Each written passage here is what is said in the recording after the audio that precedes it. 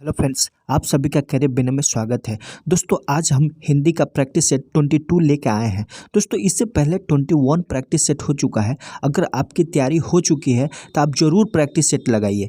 इससे बहुत ही बेनिफिट होगा क्योंकि आपको कॉन्फिडेंस जगेगा और आप अच्छा मार्क्स अपने एग्ज़ाम में ला सकते हैं।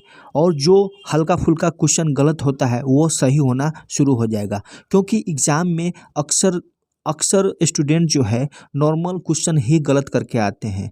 यानी जो आपको मालूम है वही क्वेश्चन गलत करके आएंगे।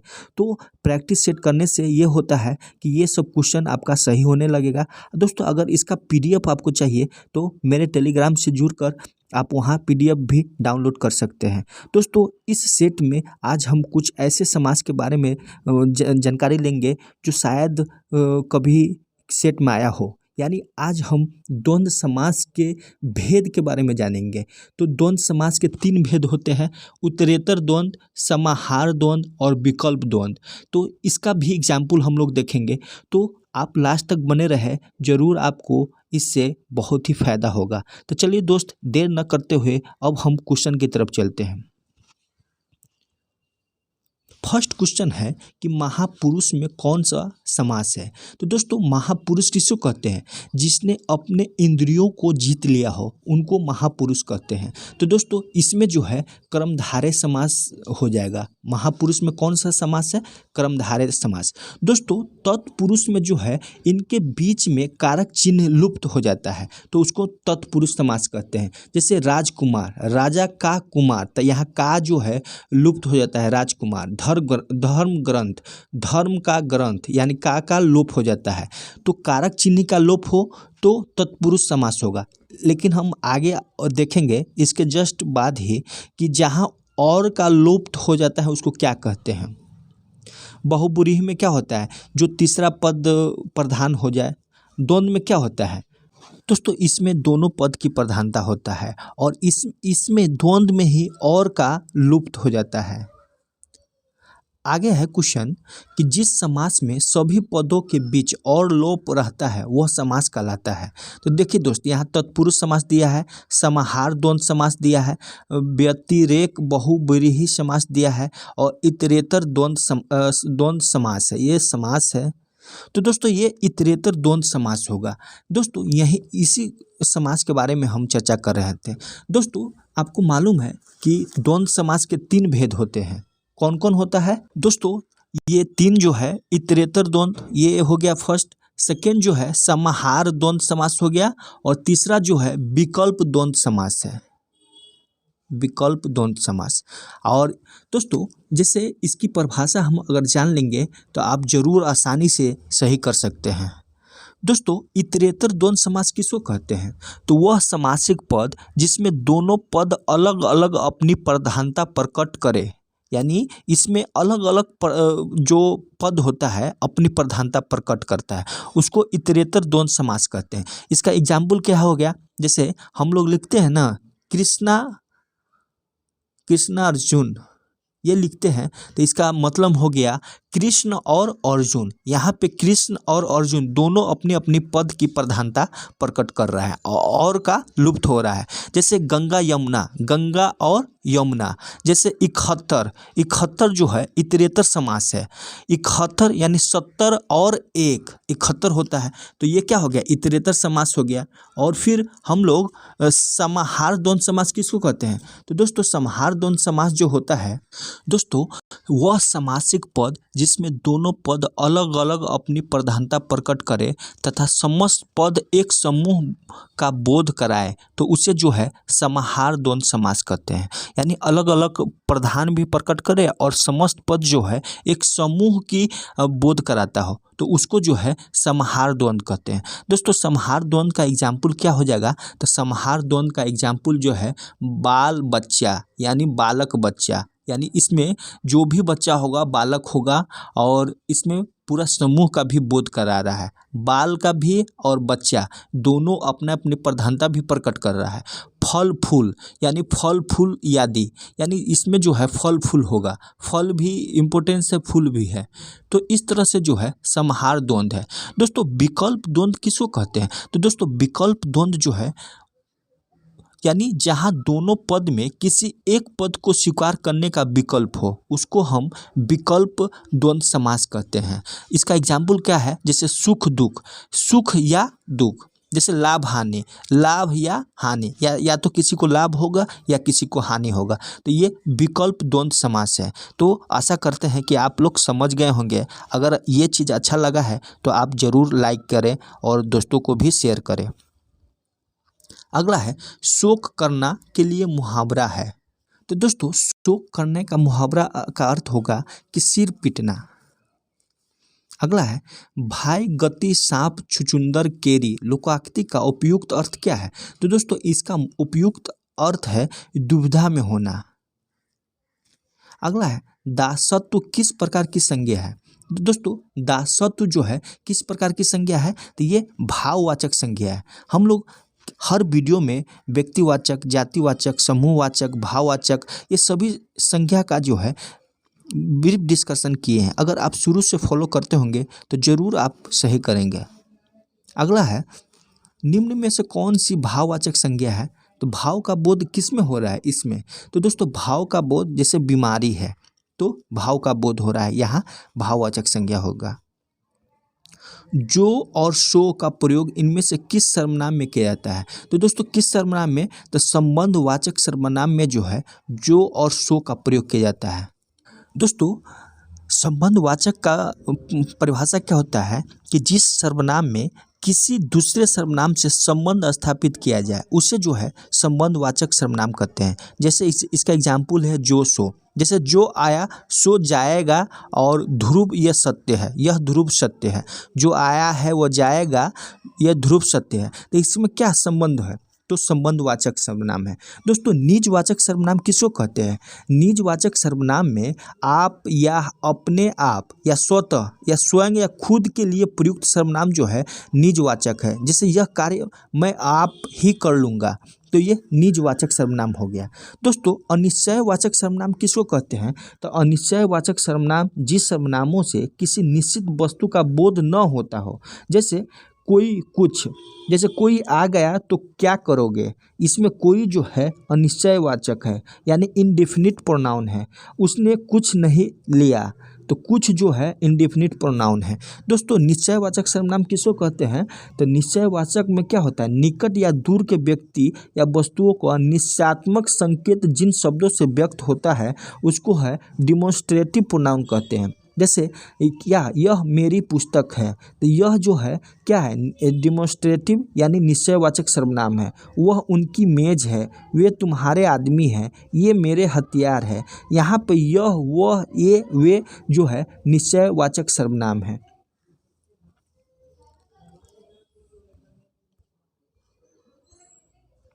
अगला क्वेश्चन है रेखांकित सर्वनाम का प्रकार चिन्हित कीजिए। कोई तो होगा जो तुम्हारी सहायता कर सके।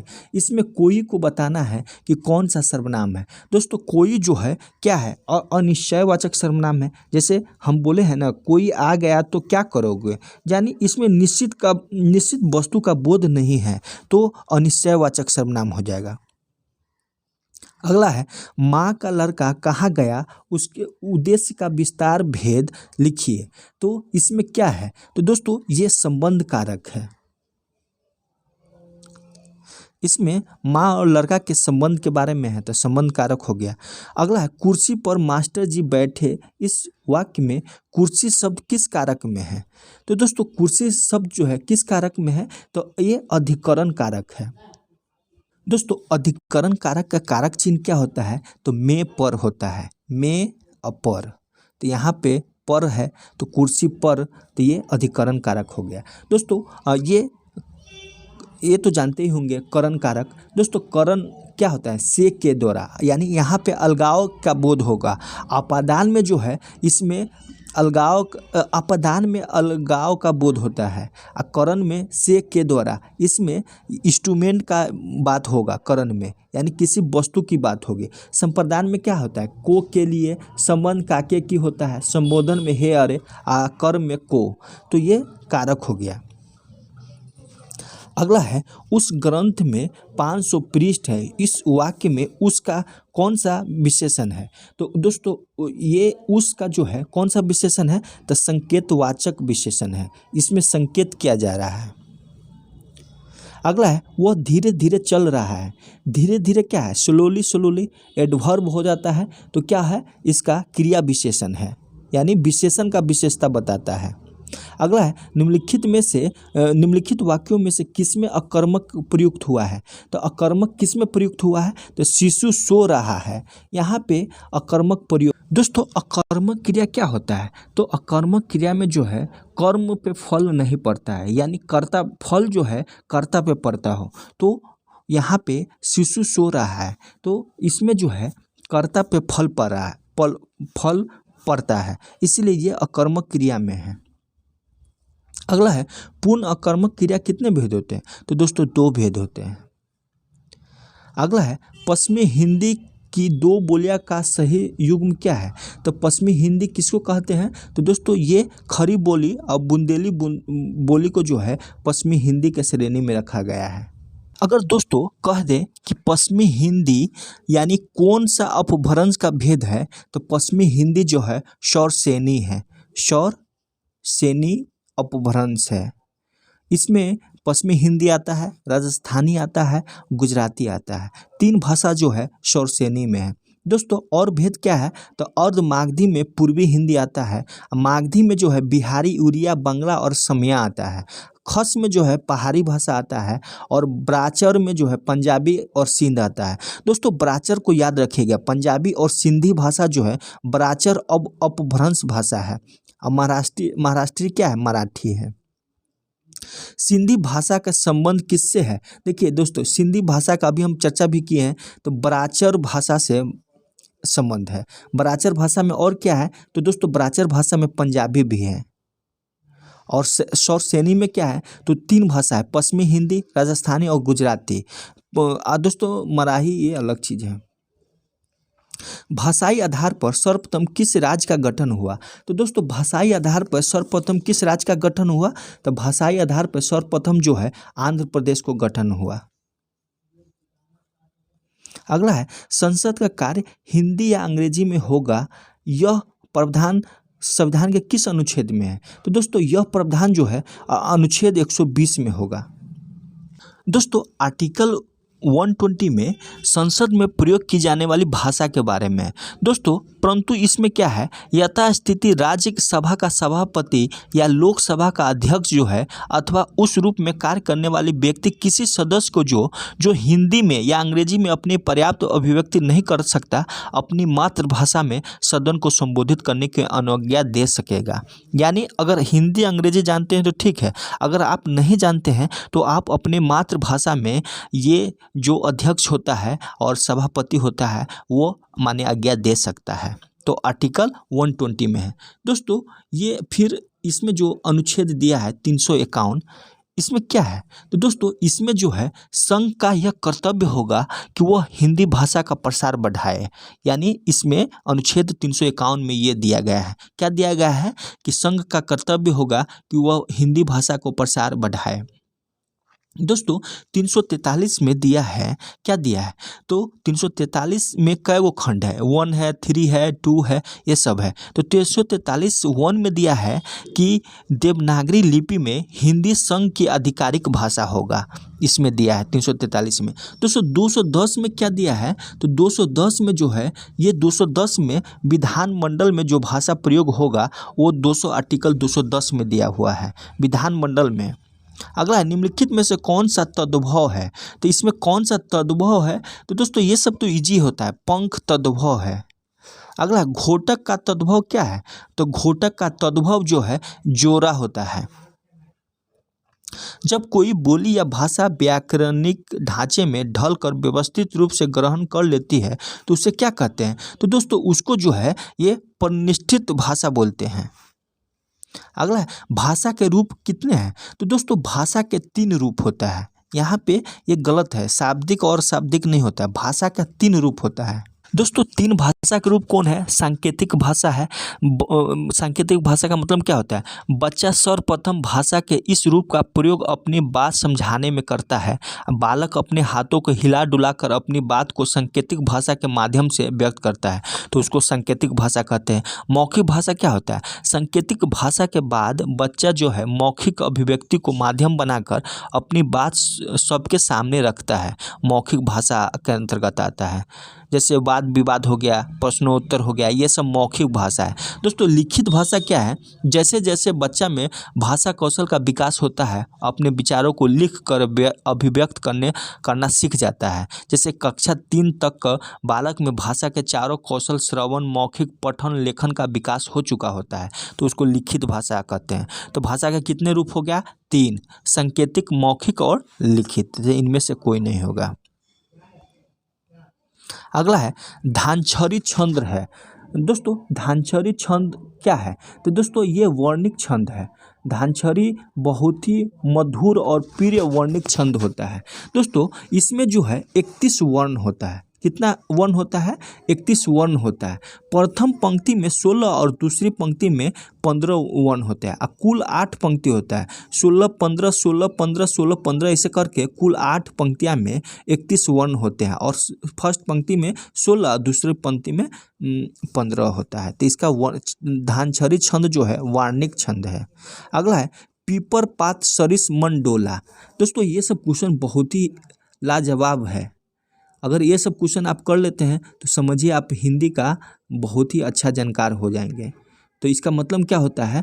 पीपर पात क्षणिक। दोस्तों इसमें जो है ये उपमा अलंकार यूज हुआ है। क्या? उपमा अलंकार। तो इसका आंसर क्या हो जाएगा? उपमा अलंकार। दोस्तों यहाँ मन जो है उपमेय है। मन क्या है? यहाँ मन उपमेय है। पीपर पात जो है उपमान है। पीपर पात क्या है? उपमान है। और सरिस जो है वाचक पद, और ढोला जो है साधारण धर्म है। डोला जो है साधारण धर्म है, और सरिस जो है वाचक पद है। सरिस क्या है? वाचक पद। और पीपर पात क्या है? पीपर पात जो है उपमान है, ये उपमान है। और मन क्या है? मन जो है उपमेय है। दोस्तों उपमेय किसको कहते हैं? तो उपमेय शब्द का शाब्दिक अर्थ होता है जिसके लिए उपमा दी जाए। जिस व्यक्ति या वस्तु की किसी अन्य से समता या तुलना की जाती है उसको उपमेय कहते हैं। तो यहाँ मन क्या है? उपमेय है। पीपर पात जो है क्या है? उपमान है। तो उपमान का अर्थ क्या होता है? जिससे तुलना या समता हो, जिस प्रसिद्ध व्यक्ति या वस्तु से समानता बताई जाती है या तुलना की जाती है उसे उपमेय कहते हैं। तो ये बहुत ही अच्छा क्वेश्चन है। दोस्तों अलंकार का क्या परिभाषा होता है? तो अलंकार का शाब्दिक अर्थ होता है आभूषण। यानी जिस प्रकार स्त्री की शोभा आभूषण से है उसी प्रकार जो है काव्य की शोभा अलंकार से होती है। तो अलंकार का ये मतलब होता है। दोस्तों जादुई यथार्थवाद के प्रतिष्ठा पद कौन है? दोस्तों जादुई यथार्थवाद क्या है? तो जादुई यथार्थवाद कथा लेखन की एक शैली है। क्या है? कथा लेखन की एक शैली है जिसमें जादुई तत्वों को कहानी के प्रवेश का स्वाभाविक हिस्सा माना जाता है। दोस्तों यह फंतासी से अलग है क्योंकि सेटिंग मुख्य रूप से यथार्थवादी और परिचित है। जादू आवश्यक रूप से नियमों द्वारा शासित नहीं होगी बल्कि अनायास और प्रतीकात्मक उद्देश्यों के लिए घटित हो गया। तो दोस्तों इसका आंसर जो है वो ओलो है। काव्य रचना एक मानवीय प्रक्रिया है। यह कथन किसका है? तो दोस्तों यह कथन जो है ये कॉलरिज का है। अधिसूचना का अंग्रेजी में क्या अनुवाद होता है? तो नोटिफिकेशन होता है। अगला है प्रयोजन मूलक हिंदी का उदाहरण है। तो दोस्तों प्रयोजन मूलक हिंदी का उदाहरण कौन है? तो ये वाणिज्यिक प्रयुक्ति उदाहरण है। अगला है विद्यापति ने अपनी किस रचना को कहानी कहा? तो दोस्तों विद्यापति ने अपनी पदावली को कहानी कहा। कीर्तिलता, भूपरिक्रमा और कीर्तिपटाका ये सब जो है इनकी रचना है। अगला है मिट्टी शब्द का अर्थ क्या है? तो दोस्तों मिट्टी का वही जो पृथ्वी पर यानी भूमि के रूप में हो तो वही मिट्टी है। यहाँ पे मिटना दिया हुआ है। गोपियाँ कड़वी ककरी किसे कहती है? तो दोस्तों गोपियाँ जो है उद्धव द्वारा दिए गए योग संदेश को जो है कड़वी ककरी कहा है। ये किसका है? सूरदास की बारे में सूरदास द्वारा रचित है। तो ये उद्धव द्वारा जो है इसमें योग का संदेश दिया गया है। इन्हीं को जो है गोपिया करवी ककरी कहा है। अगला है सूरदास का जन्म कब हुआ। तो दोस्तों सूरदास का जन्म कब हुआ। दोस्तों सूरदास का जन्म जो है 1478 ईस्वी में हुआ है। कब 1478 में। कहाँ हुआ है तो परसौली, मृत्यु जो है इनका परसौली में 1583 में हो गया है। तो मृत्यु 1583, जन्म 1478। और ये इनका नाम, पिता का नाम क्या था तो पंडित रामदास था। गुरु कौन था, आचार्य वल्लभाचार्य। और कृष्ण के भक्ति थे। अब ब्रह्मा के रूप में जो है ये सगुन को मानते थे। और निवास स्थान क्या है, श्रीनाथ मंदिर। और भाषा इनकी क्या था तो ब्रज भाषा था। इनकी रचना क्या है तो सुरसागर, सुरसारवली और साहित्य लहरी है। दोस्तों साहित्य लहरी को याद रखिएगा, इनका महत्वपूर्ण रचना है। दोस्तों साहित्यक में योगदान क्या था तो कृष्ण की बाल लीलाओं तथा कृष्ण लीलाओं का मनोरम चित्रण किया है ये साहित्य में। और सुरसागर, साहित्य लहरी और सुरावली इनके, और ये भक्तिकालीन महाकवि थे सूरदास। दूसरे पद में भीख मांगते भिखारी के रूप में किसका परिचय दिया गया है। तो किसका परिचय दिया गया है तो इसमें जो है तुलसीदास का परिचय दिया गया है। अगला है बिहारी कवि के पिता का नाम बताओ। तो दोस्तों बिहारी कवि के पिता का नाम जो है देव था। दोस्तों इनके पिता का नाम, बिहारी कवि के पिता का नाम क्या था तो पिता का नाम जो है पंडित केशवराव चौबे था। केशवराव चौबे, इसमें नहीं दिया है कोई। पंडित केशव राय चौबे इनके पिता का नाम था। और इनका जन्म कब हुआ था बिहारी का तो 1603 ईस्वी में हुआ था। और कहाँ पे हुआ था तो बसुआ में है, जो गोविंदपुर गांव ग्वालियर में है। दोस्तों इनकी रचना क्या है तो बिहारी सतसई। और भाषा क्या है तो ब्रज भाषा है। अगला है भूषण ने मुख्यतः किन भाषा में रचना की है। तो दोस्तों भूषण ने किन भाषा में तो ये ब्रज भाषा में रचना की है। दोस्तों ब्रज भाषा जिसमें अरबी, फारसी, तुर्की, बुंदेलखंडी और खड़ी बोली के शब्द मिले हुए हैं, वो ब्रज भाषा में किए हैं। दोस्तों इनका जन्म जो है 1613 ईस्वी में कहाँ पर होता, तिकवामपुर जिला कानपुर में हुआ है। और मृत्यु 1705 ईस्वी में होता है। और इनके पिता का नाम क्या था रत्नाकर त्रिपाठी था। और इनकी शैली जो है वीर रस की ओजपूर्ण शैली है। क्या है, वीर रस की ओजपूर्ण शैली है। दोस्तों इनका ग्रंथ कौन कौन है तो शिवराज भूषण, शिवावनी, छत्रसाल दशक, ये सब इनकी ग्रंथ है। दोस्तों अलंकार में ये सभी अलंकार का यूज किए हुए हैं। अगला, इनमें से कौन से कवि रसिक कवि के रूप में जाने जाते हैं तो रसिक कवि के रूप में ये विद्यापति को जाना जाता है। अगला है कबीर की वाणी का संग्रह है। तो कबीर के वाणी का संग्रह क्या है तो बीजक है। अगला है सूरदास किस शाखा के कवियों में अग्रणी है। तो किस शाखा के तो ये कृष्णाश्रयी शाखा के।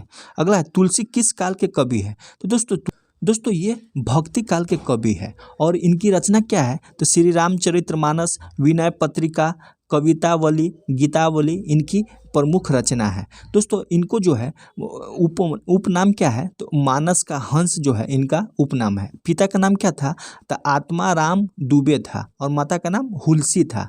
माता का नाम याद रखिएगा हुलसी। अब पत्नी जो है रत्नावली थी। पत्नी का नाम रत्नावली थी। इनका जन्म जो है 1532 ईस्वी में होता है और मृत्यु 1623 ईस्वी में। और इनके गुरु कौन थे तो दोस्तों गुरु का नाम जो है नरहरिदास था। नरहरिदास भक्ति काल से संबंधित है। जनश्रुति के अनुसार बिहारी लाल ने किससे काव्य शिक्षा ग्रहण की है। तो किससे काव्य शिक्षा ग्रहण की है तो ये जो है आचार्य केशव से काव्य की शिक्षा ग्रहण की है। अगला है ग्वालन संग जैबो बन एबो सुंगाइन संग हेरी तान गैबो हाहा जैन फरक है। उपयुक्त पंक्ति जो है किसके कृतियों में लिखी गई है तो दोस्तों ये जो है सवैया के कृति में लिखी गई है। अगला क्वेश्चन है भूषण का कौन सा काव्य ग्रंथ अलंकार विषयक है। तो कौन सा काव्य ग्रंथ तो ये जो है शिवराज भूषण जो है ये काव्य ग्रंथ अलंकार विषयक है। अगला है पी प्यारे तिहार निहारे बिना आँखियाँ दुखियों नहीं मानती है। कविता के यह पंक्ति किसकी है तो दोस्तों यह पंक्ति जो है ये भारतेंदु जी का है। अगला है प्रेम फुलवारी किसकी रचना है? तो दोस्तों प्रेम फुलवारी जो है ये भारतेंदु हरिश्चंद्र का ही रचना है। दोस्तों भारतेंदु हरिश्चंद्र का जन्म जो है ये काव्य विधि के निर्धारित कवि में भारतेंदु हरिश्चंद्र को पढ़ना है और ये इनका जन्म जो है 1850 में काशी में हुआ था।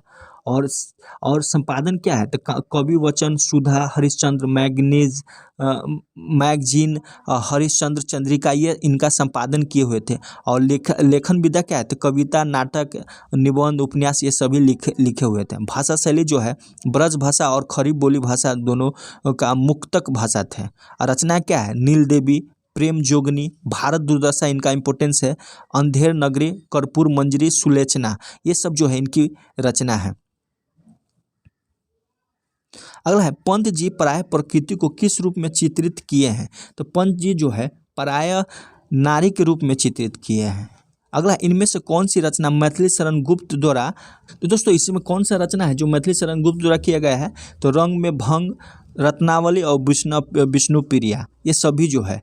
दोस्तों और क्या है? तो इनका जो है और रचना क्या है? तो इनका जो है साकेत है। साकेत इम्पोर्टेंस से याद रखिएगा, साकेत। और दोस्तों इनका जन्म कब हुआ था? तो 1886 ईस्वी में, मृत्यु 1964 ईस्वी में हुआ। गांव का नाम क्या है? चिरगांव झांसी। मृत्यु स्थान चिरगांव झांसी और जन्म स्थान जो है चिरगांव झांसी उत्तर प्रदेश है। माने गांव में ही जहां जन्म लिए थे वहीं इनकी मृत्यु भी होगी। और इनकी रचना है भारत भारती, साकेत है, यशोधरा है, पंचवटी है, जयद्रथ वध है, इनकी मैथिली शरण गुप्त की रचना है। तो भारत भारती, साकेत, ये दोनों को याद रखिएगा। अगला है मुक्तक छंद की पहली रचना है। तो मुक्तक छंद की पहली रचना कौन है? तो पहली रचना जो है ये जूही की कली है। अगला है आचार्य रामचंद्र शुक्ल की दृष्टि में आंसू कैसी कृति है? तो आंसू जो है ये स्मृति काव्य की कृति है। अगला है दिनकर जी के व्यक्तित्व को देखकर कौन उन्हें ईरानी कहा करते थे? तो ईरानी कौन कहा करते थे? तो ये निराला जी कहते थे। अगला है पंत को ज्ञानपीठ पुरस्कार किस कृति के लिए मिला है? तो इनको जो है चिदम्बरा के लिए ज्ञानपीठ का पुरस्कार मिला है। और कब मिला था? तो दोस्तों 1968 में जो है ज्ञानपीठ का पुरस्कार मिला। पद्म भूषण भी मिला है इनको 1961 में। दोस्तों ये जो है ये सुमित्रानंद पंत हिंदी साहित्य में छायावादी युग के 4 प्रमुख स्तंभों में से एक थे। और इस युग को जो है जयशंकर प्रसाद, महादेवी वर्मा, सूर्यकांत त्रिपाठी निराला और राम कुमार वर्मा जैसे कवियों का युग कहा जाता है। छाया यानी छायावादी युग के कवि थे। इनका जन्म जो है कौसानी बागेश्वर में हुआ था। और झरना, बर्फ, पुष्पलता, भ्रमर, गुंजन, उषा किरण, शीतल पवन और तारों की चुनरी ओढ़े गगन से उतरी संध्या से सब ये इनकी काव्य का उपादान बने हैं। निसर्ग के उपादानों का प्रतीक जो है वह बिंब के रूप में प्रयोग उनके काव्य की विशेषता है। तो ज्ञानपीठ के पुरस्कार चिदम्बरा के लिए मिला है। किसके लिए? चिदम्बरा के लिए। अगला है रविंद्रनाथ के महाप्रस्थान पर लिखी गई यह पंक्ति अर्चना सी आरती सी यह विधा बेला किसकी है? तो यह किसकी है? तो दोस्तों यह जो है महादेवी वर्मा का है। अगला है अज्ञेय जी को ज्ञानपीठ पुरस्कार कब मिला? दोस्तों अज्ञेय जी को जो है देश भ्रमण उपरांत के बाद जो है ज्ञानपीठ पुरस्कार मिला है। दोस्तों 1964 में जो है आंगन के पार द्वार पर उन्हें साहित्य अकादमी पुरस्कार मिला। नाम क्या है? आंगन के पार द्वार। और 1978 में कितनी नावों में कितनी बार पर भारतीय ज्ञानपीठ पुरस्कार मिला है? कितनी नावों में कितनी बार, इस पे जो है ज्ञानपीठ पुरस्कार मिला है। उसका नाम याद रखिएगा, कितनी नावों में कितनी बार। अगला है धूमिल को कोलकाता में मेमर्स तलवार ब्रदर्स लिमिटेड के किस मित्र ने नौकरी लगवा दी है? तो किस मित्र ने नौकरी लगवाई? तो ये तारकनाथ ने नौकरी लगवा दी थी।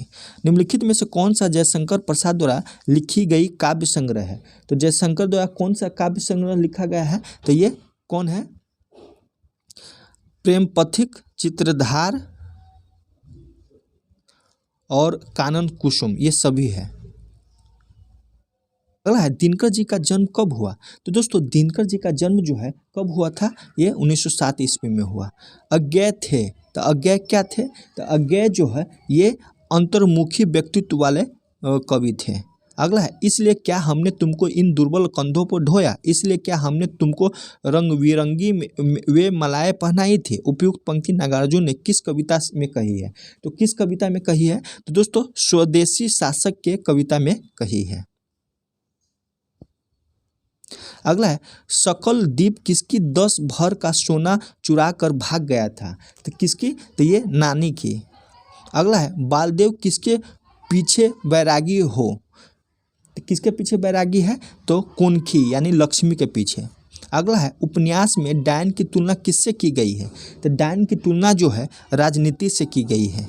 अगला है, लक्ष्मी किसकी कंठी देने की जिद कर रही थी? तो किसकी? तो ये बालदेव को।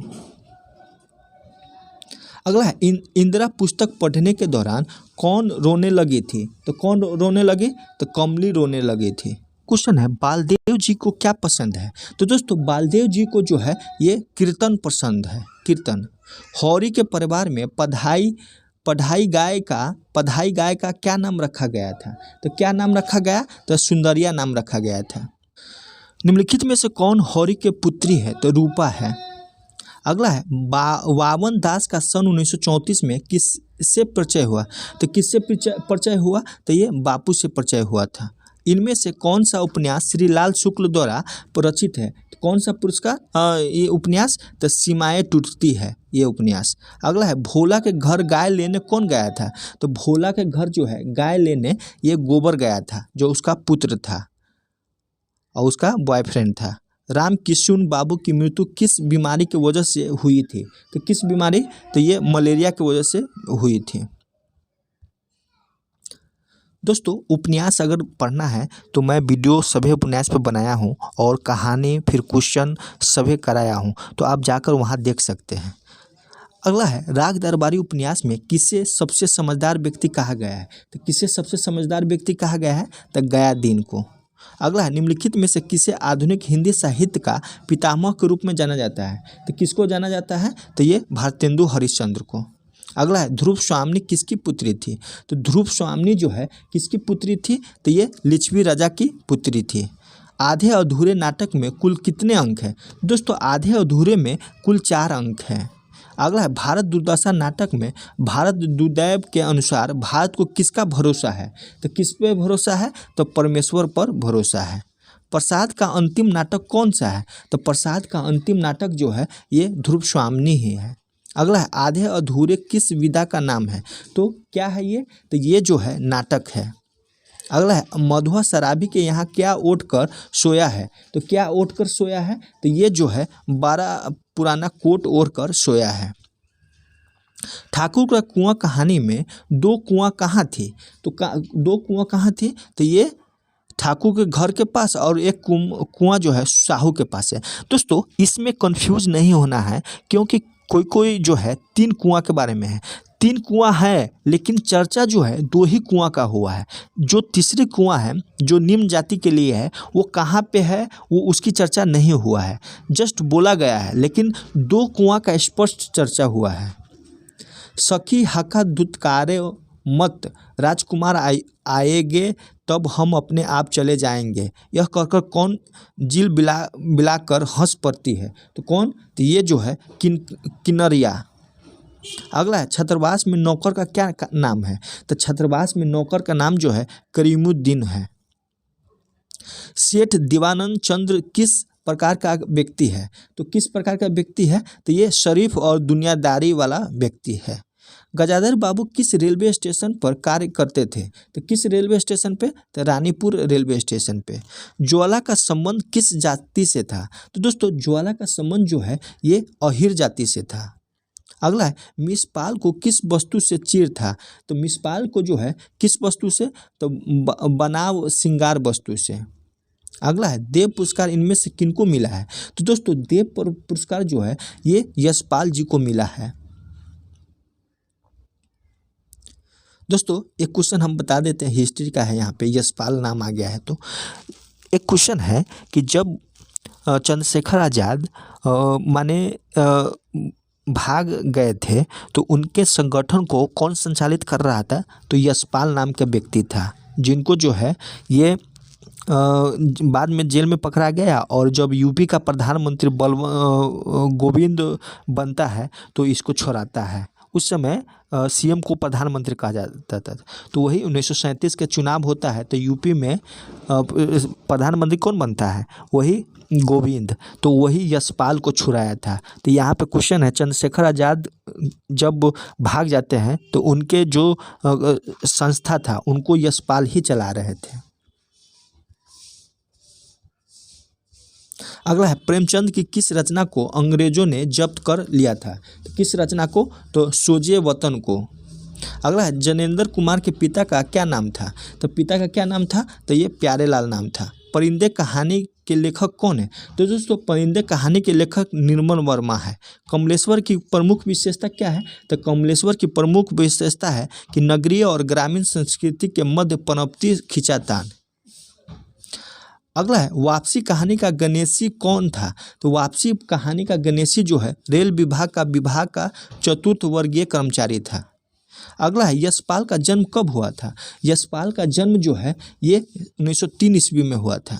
अगला है, मोहन राकेश की कहानियों की कौन सी विशेषता है। तो कौन सी विशेषता है, तो कौन विशेषता है, मन स्थिति का उद्घाटन, आर्थिक शोषण का उद्घाटन, फिर भारतीय संस्कृति का उद्घाटन, सामाजिक विद्वता का उद्घाटन। तो दोस्तों सामाजिक विद्वता का उदाहरण इसका उद्घाटन इसका विशेषता है। हिंदी साहित्य के इतिहास लेखन की परंपरा का सूत्रपात क्या था। तो सूत्रपात जो है गरसा द तासी था। अगला, हिंदी साहित्य का दूसरा इतिहास ग्रंथ के लेखक कौन है। तो लेखक जो है कौन है, तो दोस्तों ये बच्चन सिंह है। अगला है, मूल गोसाई चरित्र के रचनाकार कौन है। तो मूल गोसाई चरित्र के रचनाकार बेनी माधव दास है। अगला है, पार्वती मंगल किसके द्वारा रचित ग्रंथ है। तो किसके द्वारा रचित ग्रंथ है, तो तुलसीदास द्वारा। अगला है, जीप पर सवार इलिया किसकी हास्य व्यंग रचना है। तो ये शरद जोशी का है। अगला है, बट पीपल के लेखक कौन है। तो दोस्तों बट पीपल के लेखक जो है रामधारी सिंह दिनकर है। अगला है, महावीर प्रसाद द्विवेदी और हिंदी नवजागरण के लेखक कौन है। तो इसका लेखक जो है रामविलास शर्मा है। अगला है, संस्मरण साहित्य में महादेवी वर्मा कृत संस्मरण नहीं है। तो ये यमा है। तो दोस्तों इतना ही। चलिए दोस्त, थैंक यू।